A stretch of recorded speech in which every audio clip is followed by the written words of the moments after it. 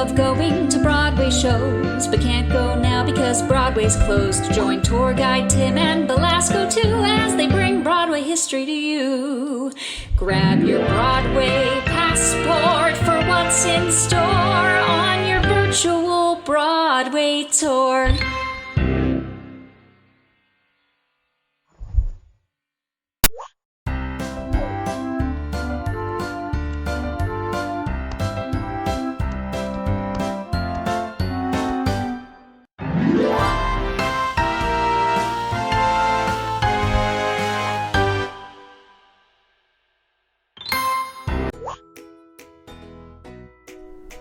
This week's theater, The Music Box, was built by Broadway producer Sam H. Harris. While his first two productions were less than noteworthy, he hit his stride in 1904 by producing Little Johnny Jones, starring a young performer named George M. Cohan. Over the next 15 years, the pair would produce 18 shows together, most written by and starring Cohan, and would dominate Broadway. It was smooth sailing for the producing pair until one industry-defining event changed everything: the 1919 Actors Equity Association strike. With walkouts by actors and later stagehands and musicians in solidarity with their fellow artists, shows began to close. Sam Harris was a rare producer who sympathized with the actors' cause. Harris often remarked that his actors worked with him and not for him. Meanwhile, his producing partner, actor George M. Cohan, sided with the producers. With such differing viewpoints amid the strike, the producing pair of Cohan and Harris officially parted ways. And as for the strike, after 1 month of canceled performances at an estimated loss of $2 million, an agreement was reached providing rehearsal pay, travel and costume reimbursement, and a set 8-show-a-week schedule, which is still used to this day.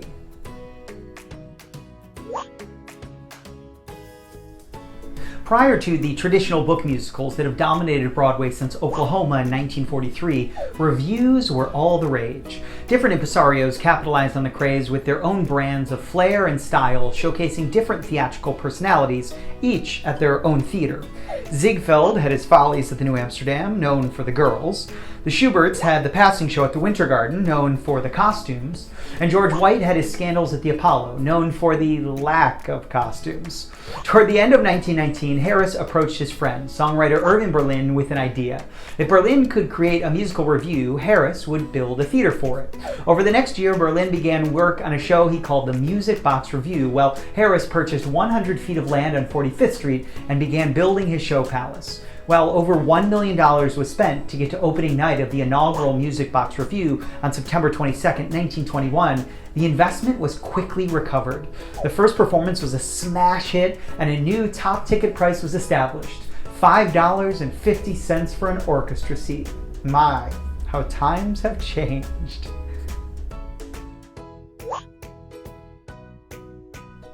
Designed by architect C. Howard Crane, no expense was spared in creating the ideal venue to showcase Berlin's music. Resembling an English country house, the entire facade was limestone, and the interior was outfitted with plaster decorations and murals throughout.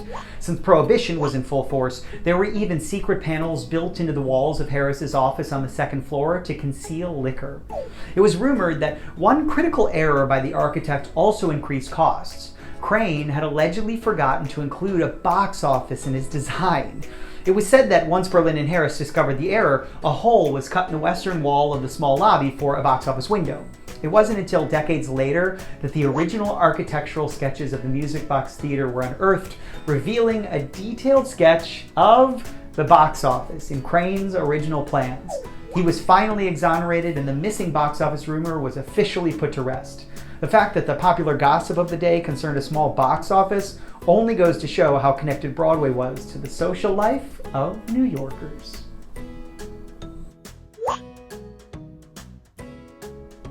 For the first 25 years of the theater, producer Sam Harris enjoyed a remarkable lucky streak, with only 3 shows failing to reach the then important century mark of 100 performances, which signified a hit.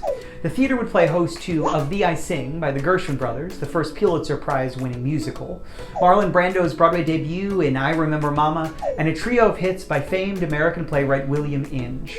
The Music Box had been financed in 1921 through the sale of shares to numerous individuals, and when Harris passed away in 1941, the Schuberts began acquiring shares of the theater.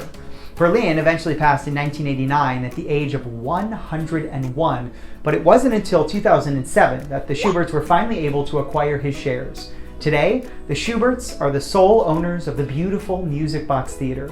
And as for Cohen and Harris, they were eventually reunited many years later in Woodlawn Cemetery in the Bronx, where they are buried right next to each other. And whose gravesite isn't far away? Why, Irving Berlin, of course. Hello! Happy Saturday noon on Broadway here live from New York City. Welcome. I hope you're having a glorious sunny day like we're having in New York City. After 2 days of rain and garbage, there's a little sun will come out tomorrow and all of that. Welcome to your Saturday noon on Broadway series interview with part of our Virtual Broadway Tour. Every week we're coming to you live with someone who has worked at the theater we're featuring that week. And this week we are joined by the incredible Olivia Puckett from Dear Evan Hansen at the Music Box Theater.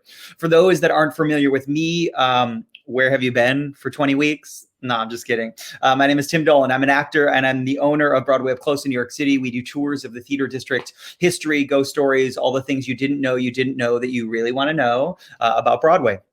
Since 2010, me and my green team, who are all actors and stage managers, have hit the sidewalks of Times Square, and we are your windows, we're your eyes to the world of our weird, insane theatrical lives.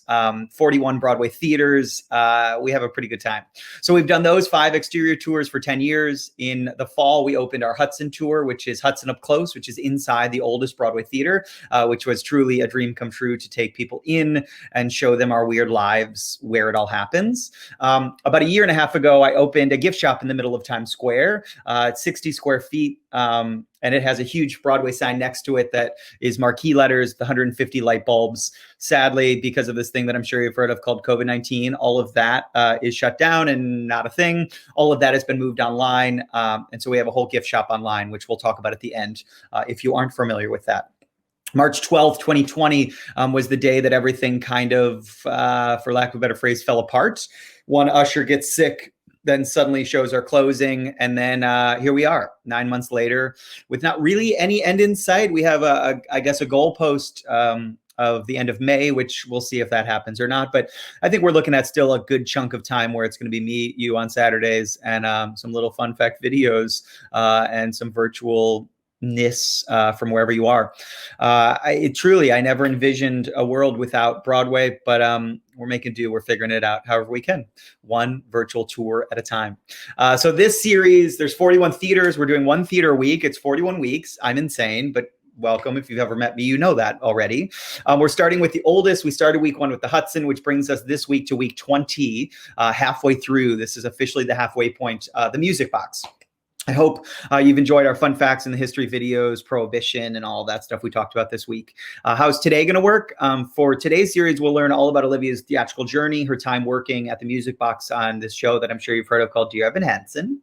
If you have any questions for her or me along the way, make sure you drop them in the comments. If you haven't already and you're watching live, say hello and let me know where you're watching from. And some of you had submitted Instagram questions, so I have those that we'll ask her live as well. And so, happy Saturday. Without further ado, join me in welcoming Broadway's Olivia Puckett. Hello. Killed it. I really liked your theme song. You're welcome. I was really jamming. Yeah, my friend Erica, who runs our social media when we're not in a global pandemic, she was like, let's write a theme song. And I was like, okay. And literally 20 minutes later, she was like, here it is. And it was exactly that. It was so good. Thank you. It's like catchy. Yeah. And then my graphic designer was like, I got you. And he put together an animation and here we are. This is my life. Yeah, it's a crazy life. Great. Hi. Welcome. How are you? Good. This is my dog, Esther. She'll be with us as well. Yes. Belasco is drinking water if you can't hear him. So he'll be around soon. She should go drink some water, but she's... Whatever. Yeah, you got to stay hydrated, Esther. Come on, what's your life? Yeah. Okay, so let's assume that people don't know who you are. Well, I don't know why that would be a thing, but let's assume they don't. So will you tell us where you grew up, when you first started getting interested in theater, maybe your first exposure to theater, maybe walk us through when you thought maybe this could be a thing you could do as a career, if you went to school for it, and get us like all the way from like the day you were born to New York City, and then we'll talk from there. Okay. And know that we only have about 40 minutes. So an abbreviated, amended, abridged version of all of that. Sure. Okay, so it was a hospital room. My mom on the back. I'm just kidding. Okay. So Dead. Yeah, so I grew up in San Diego, California. Sunny San Diego, missing it a lot right now in this 40-degree weather. And I started doing theater there at the San Diego Junior Theater, which is the country's longest running youth theater, actually. Really? And people like Brian Stokes Mitchell started there. I hear that RuPaul started there. And if Brian Stokes Mitchell and RuPaul had a baby, it would be me. Basically, so. Just kidding. Yeah, so it was really just amazing. I started doing camps there when I was like 5. And then started doing shows there when I was around 9 or 10. And my first show was Once on This Island. I played Little T Moon. It was like so much fun. And I really just got the bug, you know. I had been doing modeling and all that stuff that, like, when you're cute, your mom like pushes you to do modeling or whatever. Sure. Yeah. I was never that kid, but I've heard that other children did that. My parents were like, very cute. No, whatever. That is not true. Your mom loves you. Thank you so much, Mom. Yeah. So I really got into sports too. So it was kind of nice that I could do sports and theater at the same time. Sure. Whereas doing commercials and stuff was very difficult. So this allowed me to be more of like a kid. Sure. So I grew up just doing theater there every year. Every month I was like taking a class in a show. Like, it was really my life, and I made lifelong friends, and it was so great. Do you have any, like, in this moment of your life, favorite shows that like stick out? Like, oh, I love doing that, and I was like 9. Oh, I mean, Once on This Island was very fun. Yeah. What did I do? I did Miss Nelson is Missing when I was like 11. That was really fun. Yeah. I remember it was fun because it was all kids my age. So we just had it all. Sure. Sorry, there's a dog hospital across the street, and the dog is in distress, if that's what you hear. Oh gosh, yes. They're not in distress, Esther. they're being dramatic. Sure. So I also did like Cats, Millie. We did like the usual. Sure, shows. Usual suspects. Yep. Yeah, the usual suspects. Who did you play in Millie? Oh, I was ensemble. I was ensemble in most shows, which is great. Which is like I love being in the ensemble. It's like my favorite part of the show. Sure. We did Grease. We did The Wiz. It was just a blast. Incredible. And then about my junior year, you know, you start to try to figure out what you're going to do with your life. And I was going to go to school for possibly like medicine or something. Like, I really just always wanted to be a doctor and be in medicine. And then I had this like, we had a master class with someone, and I remember like crying, and I was like, I just can't stop doing theater. I just don't know what I'm doing. Like, I have to do it. I'm going to really regret it if I don't. So we switched that all around. My mom was like, had whiplash from the whole thing. And she was like, okay, let's do it. My parents were very supportive. So then I ended up going to Wagner College. You did? I didn't know that. Velasco. I bought him an antler, and it's like the best thing that's ever happened to him. So he's chewing on an antler next to me. Welcome to Happy Halloween. Yeah. So yeah, I went to Wagner College. So a friend of mine in high school went there, and she was like, you got to come check it out. And I did. And I just loved that it was close to the city, but also a campus. Yeah. And it was small, and it was very liberal arts, and it was community based. And I really liked that. Yeah. So I went there, and it was truly 4 very incredible years. Wow. I have like, all my friends are still my best friends. And I remember when I graduated, it was like awful. I was so sad. Yeah, sure. Yeah. We have those moments of your life with those people. You're like, well, wait, now we're done. This is now. And those are like hard outs. Like, we're all going different places. Bye.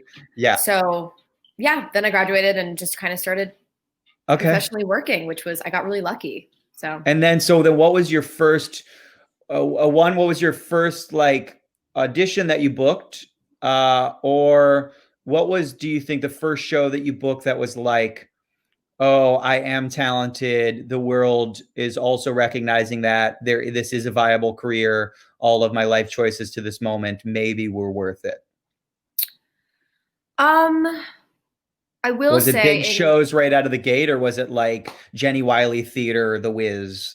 I mean, I did right after I graduated, I worked at Hope Summer Repertory Theater in Holland, Yeah. Michigan, which was very Yeah. fun. And we did a lot of stuff there. I was mainly in like ensemble, and we did a cabaret, and then I was also Lorraine in All Shook Up. 42nd Street? Oh, All Shook Up. I was like, Yeah. really? And that was my third time playing that part, which I love that show. Wow. Wait, Chip Duford, did he work there with you? Yes. Yeah, he was He going was to be the my. dad. I did Arsenic Old Lays. I was like, I think he works there all the time. All the time. He was great. He was supposed to be my Mushnik in Little Shop of Horrors that I was going to Sure. do March 29th in Michigan that got canceled because of this thing that we're going through. Hilarious. I love that. Yeah. I was like, wait, that's Chip, I think. No, he was great. There was just like a great kind of like family situation there too. A lot of people that came back, a lot of people that were new. But I think the first thing was I came back to the city after that, after working there for the summer. And then I auditioned for the non-act tour of American Idiot. And I remember being like, I grew up to Green Day. I really loved like pop punk and, you know, but I just don't think that's for me. And then it was the first audition. I didn't feel like I had to wear a dress, which I really don't love wearing. I didn't have to like sing something very pretty. I didn't have to like blow out my hair. I didn't have to wear a ton of makeup. I went in like the usual outfit that I would wear, and I felt so confident. And then I remember leaving, and my friend JR was with me, and he was like, "Are you going to get this?" And I was like, "I think I might get this. Like, I don't think it's right for me, but it's also very right for me at the same time." And I did. Wow. And it was really crazy. It was like pretty fast. And my one of my best friends from college had already booked it. So we went on tour together. Wow. And it was really fun. It was like probably the most fun I've ever had. And was it did it go out Equity First National? Was this the First National? It went Equity First National. Then so it this went was like overseas. year 2. Okay. This was year 3. Year 3. Okay. Yeah. Crazy. And so at this point, is it still like some of the original creative team are involved? Is it, you know, with these big musicals, it's so hit or miss sometimes? I mean, they did have a lot of the associates were the main team, but Michael Mayer came in a few times, and Tom Kitt was there a couple times, which for me out of school, I was like, duh, like I was like, I'm not worthy. I don't know what I'm doing. I had a very strange like lack of confidence even after booking, which I still struggle with. And that's welcome to the life of an actor. Imposter syndrome tenfold. So it was like truly the most fun I think I've ever had, and we're all still very close. It was bus and truck. It was like nitty gritty one-nighters, and I couldn't have cared less. Like I was sleeping on the floor of a bus, getting up at 5 a.m. We were driving 10 hours to the next city, and I would have continued doing it for another year. Like I was sheer bliss. Yeah. So. Yeah. Do you think, I love talking about like, okay, you get older and you're further into your career. Would you do something like that now? Like you at whatever age you are now, would you be like, yeah, I would sleep. I mean, global pandemic aside, right now I'm like, give me a cardboard box and I'll sing inside of it. Like, do you feel like you could still do stuff like that? Or is it a little more like, it was perfect for the moment because I was young and naive and I loved it and I was hungry? Do you think that has changed? I think with the right show, I would do it again. I'm not going to lie. If we put that same group of people together on a bus, I would do it again. Sure. It was because touring with Hamilton is like a slightly different schedule and mode of travel. Please, I mean, for sure. It's like we were sitting down in cities for 3 months. Like correct. You're like, basically, I just keep doing regional contracts, but like I couldn't have been lazier, but I mean, lazier like outside of the show, but I think I would do it again. I think with the right group of people, you don't care. Yeah. It was just like so fun. It was I love that. I'm actually wearing my American Idiot sweatpants right now. Like it's still like very part of your life. Part of my life. Like, yeah. Okay. So then you do that and you're like, you played What's Her Name, right? Mm-hmm. Yeah. So you're like killing it. You're like, I'm crushing it. I'm talented. The world is recognizing. And then what happens after that? Then, you get off your first contract and you're like, like you get to the city and you're like, aren't I amazing? And then you look around and you're like, everyone is amazing. And even better than you. Yeah. And everyone also just got back from really great shows. And you're like, we all just finished. Oh, gosh. Yeah. I was like, oh, shoot. And now I'm working 3 jobs. Yeah. But I kept like pushing forward, and I kept going to Telsey, and I had an agent, but I didn't really care. I kept going to like open calls and stuff. Sure. Sorry, I just burped. I just ate a samosa for breakfast. Perfect. Anyway, yeah. So I went to an open call for Motown the musical to cover Diana Ross. And I remember like I was making a great connection with Bethany Knox at Telsey, who was casting Motown. And she really took me under her wing in a way that I like will owe her forever. But she, I remember I went in and I was like, it felt a little wrong. It was like, you're not quite right for Diana Ross. But then because she had seen me that day, she was like a few weeks later, she called my agent and they were like, a girl on the tour of Motown is injured and you fit her type and her costumes. So can you go to the Lunt-Fontanne and go on stage and dance with them for like 20 minutes so they can just see if you're like able to do it? And then I went and did that and left. And then I got my equity card and had to fly to San Francisco and be in Motown for 2 months. What? I didn't know this. And this was all because I went to an open call. Because I wasn't like, I have an agent, I'm not going to go to an open call. It was like, why not? Like they need to see who you are at all times. Yes. And also fun. Like I like auditioning. I have fun doing it. So yeah, I was like, I get to go sing Motown songs for like 2 minutes. I'm down. I don't have anything to do. It's like Saturday morning. So I'll just go. So that's wild. Damn, I love that. Okay, so then you get off of that. Where does Dear Evan Hansen happen in your life? On the heels of that?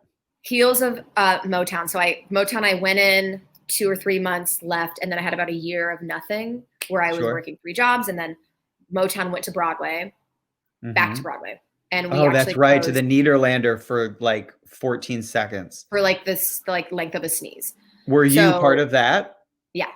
Oh God, I didn't know any of this. Yeah, so that was my Broadway debut.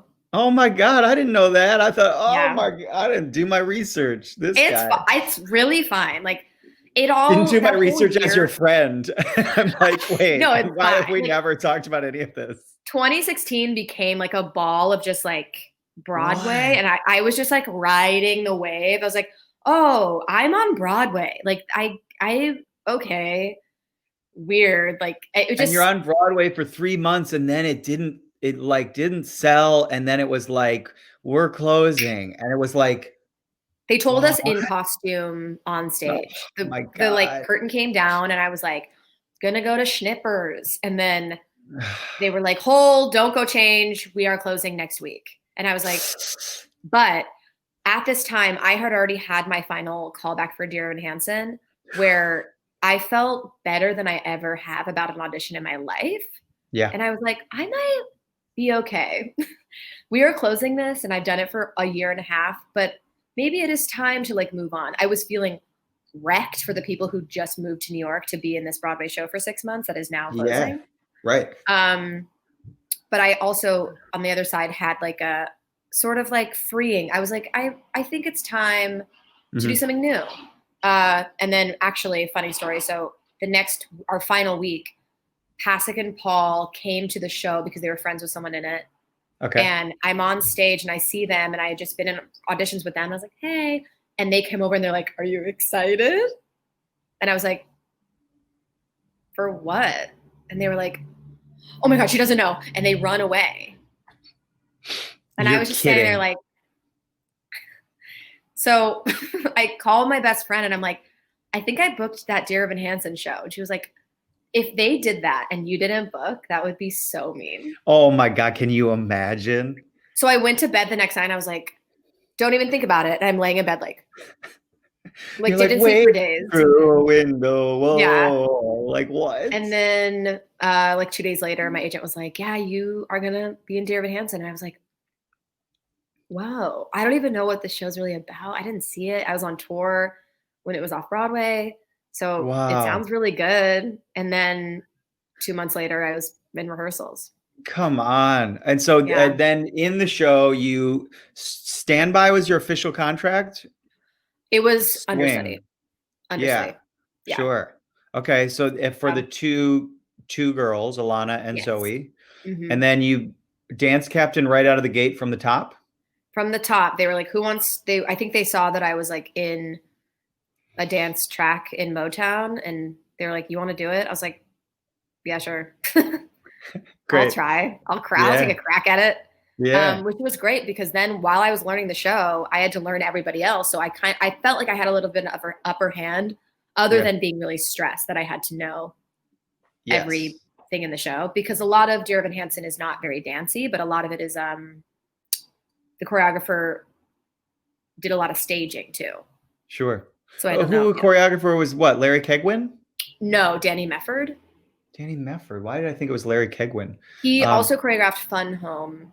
Oh, sure. He's incredible. Yeah. Has such a incredible way of sort of pedestrian movement. Yeah. But also making it like keep the story going. He's just great. I love him a lot. So wow. And so what do you think was the hardest thing about being the dance captain, never having done that before? And then what was also the hardest thing about playing two parts where you're not walking into the Nederlander and doing the same Motown track every night? Hardest part about dance captain was just kind of asserting myself and learning that I'm part of the team in a little bit of, I was a little like shy, and it was kind of like, no, you need to, if something's wrong, you need to step in because they're not seeing it. You need to step in and correct it. Yeah. Which after a few months, I think I got the hang of it. I also had to teach a lot of Evans at some point because so much of that team continued working outside of the show. They'd be like, hey, Olivia, so we're getting another Evan cover. Can you teach him the show? And I was like, crazy. Sure. So I would just be in rehearsal with like Noah Galvin, like teaching him the show. And I had to like find a confidence that I didn't have. Yeah. And when you're putting in, I never really have thought about it, but at this point, you're still pretty young in the grand scheme of life and the career, and you're working with people. And this show, of course, is so much about just parents and children. And so I imagine maybe that was also hard to navigate, where you're like telling these people who could essentially be the age of your parents, like, no, do this, do better. Oh, not just the age of my parents. It was like Tony Award winner Rachel Bay Jones and like my Glinda, Jennifer Laura Thompson, that I had to tell what to do. I was like, you could kick me in the head and I would be like, thank you. Like, I don't care. Right. I'm not telling. And then also Ben Platt was becoming really big. And I felt if we hadn't been friends, it was weird. It was like, I'm telling these people who are my peers and higher that I'm kind of what to do. But it was less about that and more about a working together. Like I'm telling them what to do for the better of the show. It wasn't bossing them or whatever. So that was definitely a hard part. The hardest part about, coming into the theater was not knowing if I had to go on that day. Yeah. But starting a show like that, people want to come to work. So I didn't go on for a while, but my first time was because Crystal and I think had a wedding maybe. So it was planned. So it was a little less stressful for me. Was it a wedding or was she sick? No, I think it was a wedding or something, which was like 3 months in. And did you feel the first time, a lot of people, their first time on, like black out and they're like, I don't know, I just saw the number line and I like sang some notes and I hope I acted. Do you remember anything from the first time? No. Great. I remember nothing. They were pushing me to like put my clothes on. I was just like looking at my note cards. Like I had no idea what I was doing. I was shaking. I remember going on stage and I'm holding my backpack and I was like shaking. And my best friend who was like, I'm coming. She like bought a ticket and she was like, you looked like you were fine. But I was like, you're like, I'm dying, abort. Everyone can see that I'm shaking. My voice sounds shaky. I look like an idiot, but it just didn't. That's not. And it all like it works. You know, they're like for these sure weird high school kids. So you're like, it works perfectly. For sure. Crazy. Yeah, I was there. I saw you go on a Zoe. And you were like, want to do standing room? And I will never forget, it was me. And then I look at the guy next to me and it's Michael Greif, your director, who of course has directed everything and Rent. And like, I was like, what? And I was oh, he's here it was one of his first time seeing you. And so he was like, I'm here to give some notes. And I was like, this is crazy. This is so wild. It's so weird to like be a fly on the wall for any of that. For sure. I mean, weirdly, when he was at the show, I was always really calm because it felt like rehearsal. It was like, he'll tell me if I did something wrong, but it doesn't feel as performative. It felt like, okay, he's back there to like kind of fine tune. I'm not here to impress. I'm here to like hopefully get notes. I like getting notes because I don't like to get stuck in like a rut. Well, yeah, and they're paying attention and they're helping you fine tune. To me, it's like it's always comes from a place of like, well, let's make this better because it can be better. For sure. Yeah. Um, Which is okay, like a good thing. Like notes aren't bad. I think a lot of people are like, I'm getting noted. It's like, I hope you're getting noted. If you're not getting noted, they don't care. Correct. Yeah, and that's like said someone. I think everyone at some point in their life should be the dance captain or in a position of giving notes to people who some have egos, some don't. Some are older, some are younger, some are Tony Award winners, some are not. I think everyone has to. It's like I think everyone needs to be a waiter. And I was like, I don't think you can like 100%. Be a customer until you've been a waiter and you've waited on another human and seen how garbage people can be to their waiter. 100%. It's like you don't. I was like, you don't count if you never hold a tray at one point in your life. Okay, Beth Marie from Instagram says, "What was your favorite thing about playing both Zoe and Alana?"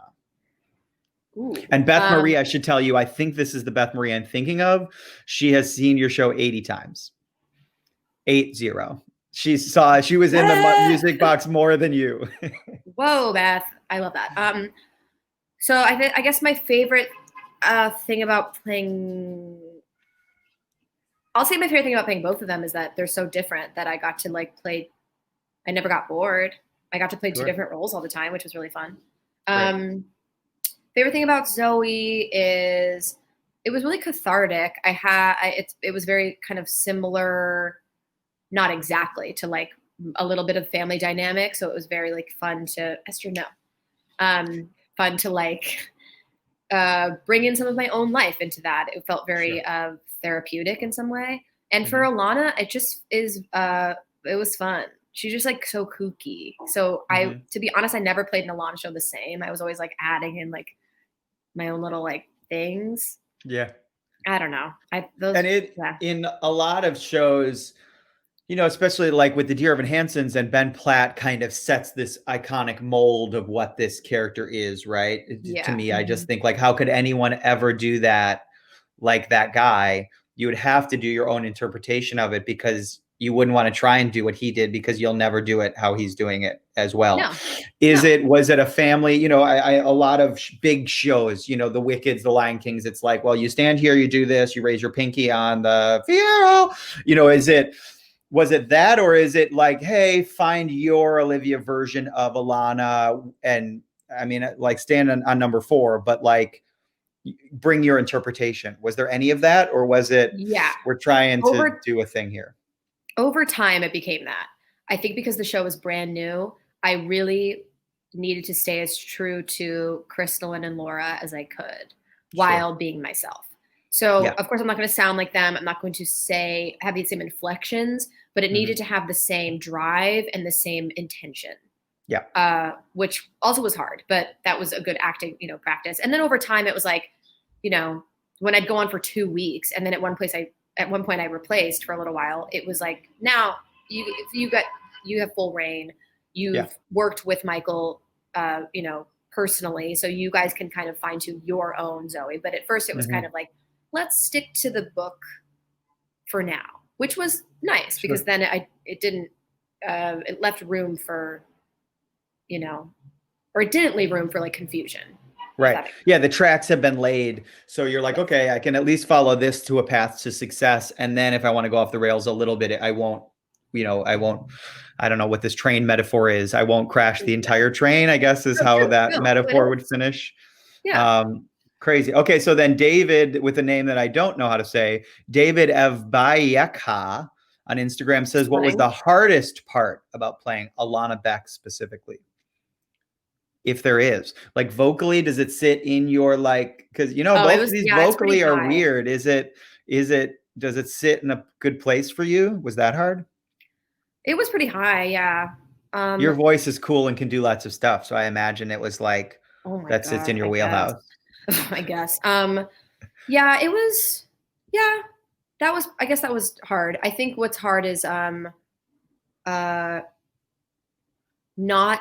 this is very specific, but not taking on Evan's sort of sadness Alana is like very factual, and the whole show is kind of her trying to understand everything until the Right. end, where she then becomes like, what the heck? Like, what are you doing? Like, you're lying, and now I'm confused. So for me, it was not playing the end. It's hard to not play the end of the show. To open the show with like, I have to have a little like confidence, but a level of insecurity, and let that insecurity kind of like fall out at the end. I don't know if that makes sense. Sure. No, that makes perfect sense. Sorry, David. Yes. Yeah. No, that's good. Okay. Caitlin says on Facebook, she says, was supposed to see Dear Evan Hansen in Philadelphia. We have had tickets for over a year. Womp wah. Did you know any company members who were also on the tour? Is that something you'd like to do in the future? Which maybe will segue into a Hamilton tour. Sure. Well, she has a little Hamilton photo. I on the tour, I actually live with the first tour Evan, Ben Ross. He is my roommate. Really? Yeah. So he and his boyfriend Taylor Trench, who was the third Evan on Broadway. So like a lot of Evans around. Yeah. So yeah, Ben and I are very close. And I did know Stephen Anthony because he is Evan on tour right now. And he was with us on Broadway, and I went on with him as Zoe for his first Evan, and he was so great. He's so talented. And who else do I know on tour? Maria, she covered on Broadway, and now she's a cover on tour, I believe. Yeah, I think, and there's been a lot of overlap. So yeah, and as you navigate this, someone says, Tammy Cole Butler says, how is it reuniting with your former Idiot castmate Alex? Okay, so Tammy is Tammy and Jim were our tour parents, so they're huge Green Day fans and fans of the show. So they hence saw the profile pic. Yes, so they saw us in a million shows, and they are literally like third parents to me, second and third parents. So I love you. Hi, Tammy. So Alex and I, that was our eighth musical together, American Idiot. Oh, because he went to Wagner. Did he go to Wagner? And Dear Evan Hansen, yeah. So we did almost every show at Wagner together. Then we both got American Idiot. Then he joined Dear Evan Hansen with me, and that was our 9th musical together. You're kidding me. I hope you like each other. I hope you're friends. I mean, yeah. So my best friend is his girlfriend. Yeah. No, we are very, very, at this point, we're not friends. We are fully siblings. So correct. You're like, basically we're a package deal. If I do a show, he also is in the show. Sort of. Yeah. At this point, it's like our parents think it's so funny. Like, oh, are you auditioning? Is Alex auditioning too? Like, but it's great. I mean, having someone who I'm that close with in a show with me all the time is very comforting. Yeah, that's cool. Yeah. And then this little thing comes along called Hamilton. So tell us how that happened, how you got involved, and tell us where you were when this all happened. Tell us everything. So Hamilton, I started auditioning when they were going to the public. So okay. So my agent was like, "There's a rap musical about Alexander Hamilton coming out, and I'm not going to lie to you." I said, "What?" Correct. I was like, okay, that sounds cool. Like, I was like, yeah, I'll go in. So we had to like have a rap prepared. So I had like some Lauryn Hill rap. I didn't do it, but I went in for Peggy Mariah, and I think I got called back. To be honest, was not confident. I really didn't think it was my type of show. Once again, I was like, my brain, your brain can really do a number on you. Let me tell you. Yes. So I kind of bombed that like 6 times. So I went in like 6 times. Wow. Over the course of like the last 5 years. And sometimes it would go really well. I'd always get to final callbacks, and then I would bomb. My version of bomb is probably not what they saw. They probably it was fine and dandy, but yeah. And then at some point I sort of gave up in a way that I was like, I'm in Dear Evan Hansen. Maybe Hamilton's not for me. Maybe I don't think of myself as that strong of a singer for that show. So I was like, because those people in that show are so insane. Like people in Hamilton, the women, I'm like, I I can't Correct. do that. Like they're just so it seemed so unattainable for me. But then I was like, I'm just gonna keep working at it. So I just like quietly worked at it with my voice teacher over and over again. And then I went in for the Puerto Rico cast, and I got pretty far, but it didn't work out. And then I was like, I don't think it's in the cards for me right now. But then, because I'd been in so many times, they were like, hey, so you're in the folder, you're in the binder, whatever. A girl on the Angelica tour is leaving, and we want you to go do that. And I remember like my agent told me that, and I was like, yeah, sure. Right. And she was like, no, I'm not kidding. I was like, do I have to go back in? Like, is this? And she was like, no, they're literally offering it to you. Like, do you want to do it? And I was Just like, I don't say know. yes. Yeah. And I was like, I do, but I don't know if you're being serious. And your agent was like, say yes to this. Yes. 100. Yes I mean, literally, she to probably this. was. And I was like, okay, fine, I'll do it. Obviously, I'll do it. But like, I'm nervous. And then I left and then started rehearsals. And the whole time I was like, be confident. Like, you booked this. Like, you can do this. And then I did it. And I felt great. I mean, it was like it was a good, vocally, like a great challenge for me, to be honest. It's hard. Like, that song is really hard. And it's hard. Yeah, it's hard. And it comes out of nowhere, it feels like, for that character, because nowhere. And she's on the ground, like yeah, it's so good. And that character is Mariah Reynolds / Peggy, for those who don't know what we're talking about.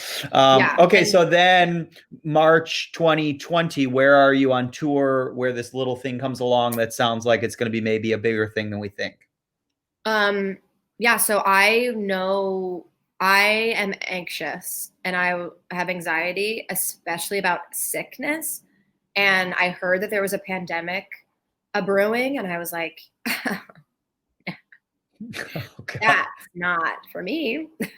So I immediately started Cloroxing my phone, Lysoling my apartment in Miami. We were in Miami at the time, where a lot of cruise ships are coming in. And I'm like, oh, wow, it's around me. I started wearing a scarf around my face. Like, I just knew something was coming.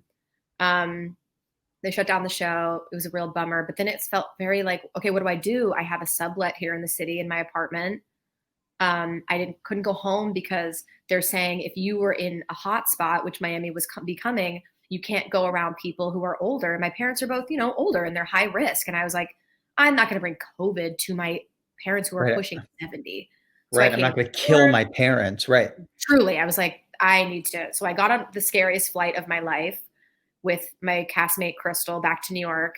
And I was like white knuckling, like holding my breath because I didn't want anyone to breathe on me. And I get back to the city, and my friend from Evan Hansen, Garrett Long, who played, who was the first mom cover with me. I called her and I was like, I'm slightly homeless at this point during this pandemic. Can I live with you upstate? And I will owe her for the rest of my life, because she was like, absolutely, please come upstate. And I take a break. Right. Literally, yeah, we were pretty close to like the Schuyler Mansion. So yeah. I went up there for 2.5 months. And I lived near a farm up in Rhinebeck, New York for 2.5 months. And we had to end tour, and it sucked. And I was 2 weeks out of closing my tour. So like my contract was up in 2 weeks. So now I have to go back. I'm going to go back probably for more than 2 weeks. I don't know. Probably. I don't know. I don't know. Who knows? Who knows? Right. Who knows? Yeah. Crazy. And so mentally now, 9 months in, where are you mentally with everything? Are you optimistic? Are you, I hate the world? Are you, there should be more government funding? We should all vote. Definitely where are you on all of that? I mean, government funding, please. But we can only do that with the proper heads of state. Correct. So until go and vote for whoever you think those heads of state should be, you should vote. Whoever you think will take care of us and will care about brown and black people and marginalized people and poor people, Sure. healthcare, animals, women, like whoever, and the earth. Yeah. So whoever fits that, I would love for you to vote for. If whoever you Perfect. think That that is. sounds perfect. That sounds Right. great. So I've been like phone banking, and I have been optimistic on that front. Theater wise, I am optimistic. I mean, it's not dead forever. Right. That'd be insane to think that this is done forever. It'll be back. It's not gonna be back for a while. So I'm doing a lot of like readings on Zoom, and people are writing plays. I'm auditioning a lot for like TV and film and keeping that muscle going. And I've started doing pottery. Hold please. Yes. Are we going to get a view of this? So this is a really hideous bowl that I made. Okay, with a that's flower in different. it. It's different than I had cereal this morning and it didn't look like that. But So I'm in my second semester of pottery right now, so I'm much better. I made an actual bowl on Tuesday, but so I'm just doing like whatever I can to stay safe and keep my brain activated and not plunge into the place that I was in April and May. Yeah. You know what I mean? I feel like we were all in a different like headspace in April, where I literally thought everyone was going to die, including myself, where I would wake up and just like stare out the window and cry for hours. And now I'm like, you know what?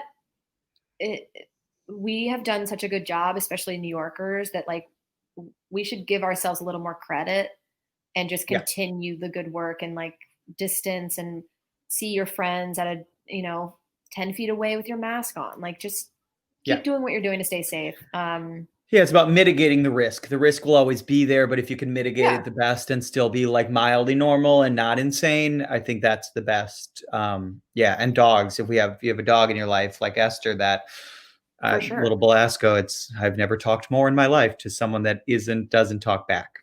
I mean, she knows too much. I will also say that out of this came some talks about race that Broadway's never had.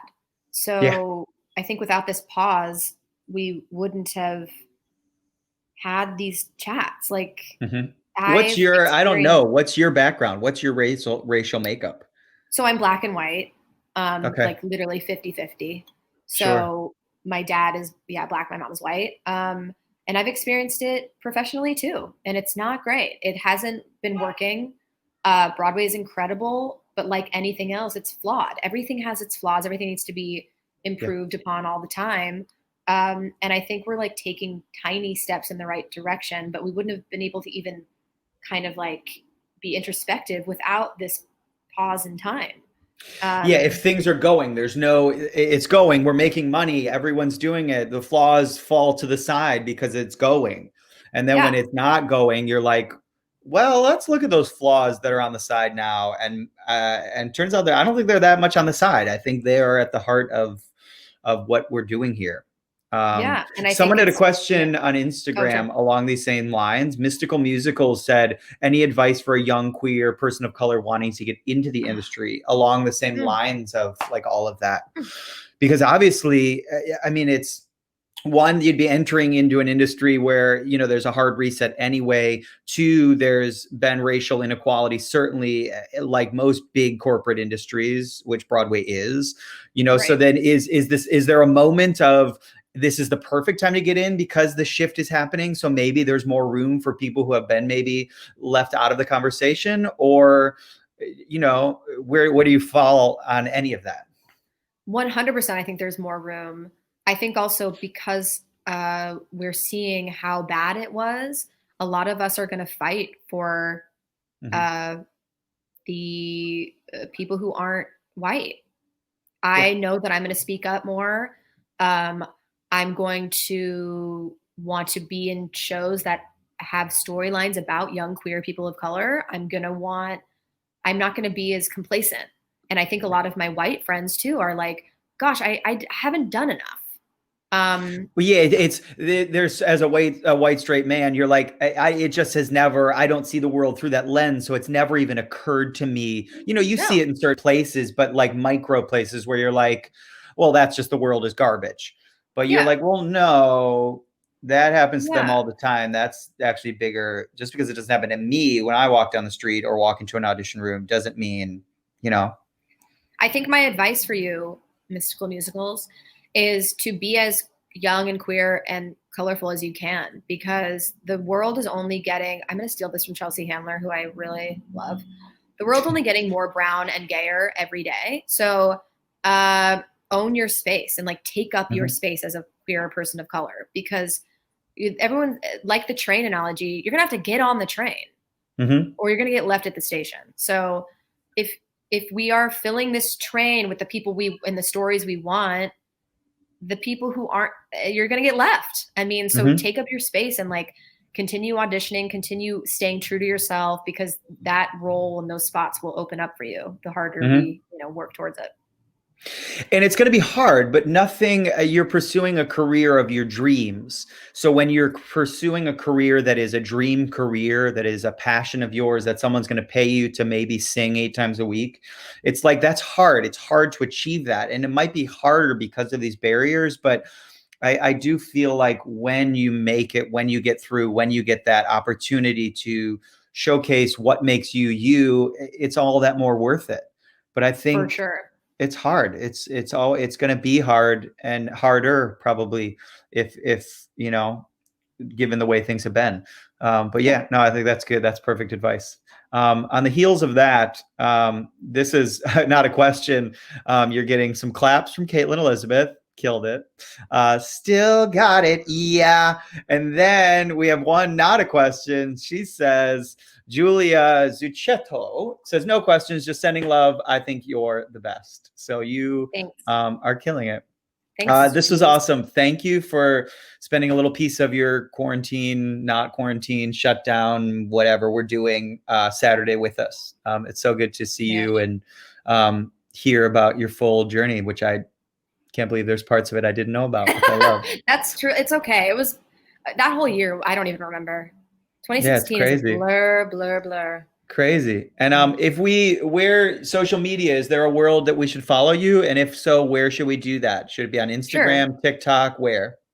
Oh my gosh. Okay. So I just made a TikTok. I'm 100 years old, even though I look scary young. So on TikTok, I'm Olivia Puckett 7. I don't know. I actually don't know. On Instagram and Twitter, I'm at Olivia Puckett. Yes. Yeah.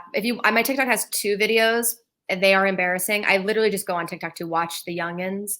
Yeah. But follow me on Instagram, follow me on Twitter, and vote. Please, please, please, guys, vote. Don't mail in your ballot. Drop it off.